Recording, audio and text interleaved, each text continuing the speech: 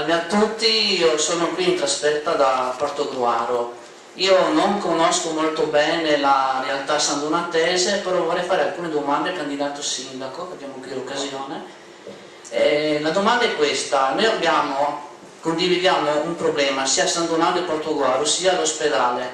Si dice che deve essere mantenuto due ospedali, uno a San Donato e uno a Portogruaro, viene ribattezzato ospedale unico. In realtà sono due ospedali suddivisi dove ognuno ha le proprie specificità, però secondo me non è la soluzione ottimale. Cioè, secondo me, se uno per esempio va a Portogruaro in chirurgia e per caso gli sovviene un'altra patologia, ci saranno un rivieni di ambulanze da Portogruaro a San Donato di Piave. Allora io vorrei capire, realisticamente parlando, se non è il caso di valutare la costruzione di un ospedale che riassuma i due bacini di San Donato e di Portogruaro, oppure lei preferisce mantenere le cose come stanno.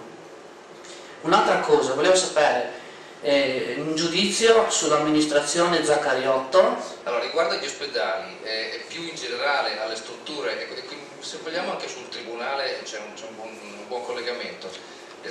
Spostare delle strutture esistenti ha un costo, quindi due oggetti che si fondono, l'oggetto risultante nel momento in cui si fa ha un costo di installazione, di modifica, quindi le modifiche vanno molto cautamente valutate.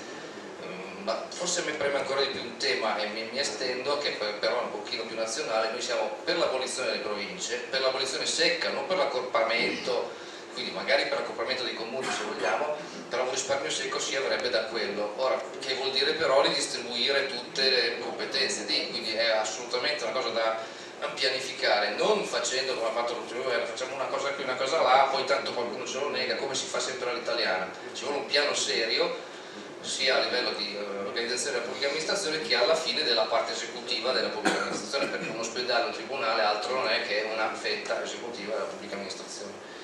Questo è un po' il tema complesso. Io poi la penso particolarmente in questo modo, nel senso che prima di toccare due realtà io vedrei se è il caso di efficientare quelle due. È vero che c'è il problema di collegare con le ambulanze, quindi c'è il problema di avere una sanità unica. Questo è in relazione però ai territori, non conosco i numeri esatti e non sono un tecnico delle ASL.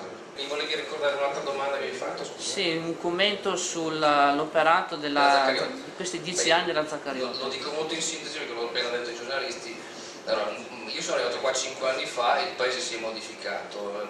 Il primo motivo a cui ho aderito al Movimento 5 Stelle è stato il taglio degli alberi sulla sponda, un taglio non disciplinato e a mio avviso, che poi è stato fermato probabilmente, modificato.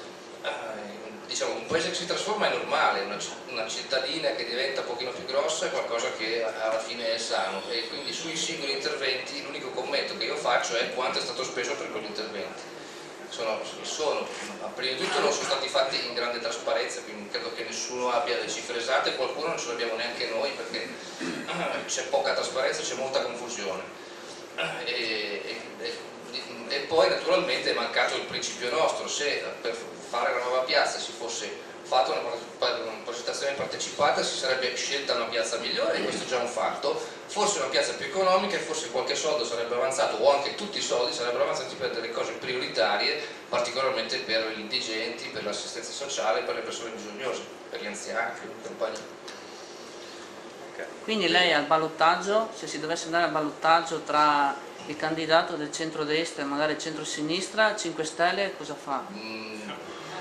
Questa è una bella domanda, cioè, noi non ci alleiamo con nessuno, quindi non appoggiamo nessuno, credo che certamente daremo libertà di... Noi cercheremo di vincerle, non vincendole cercheremo di partecipare attivamente alla vita comunale, cercando di orientare la vita comunale su quelle che sono le nostre scelte, a cominciare dalla webcam in consiglio, ma su molti altri temi, perché è dal basso che si comincia. Insomma.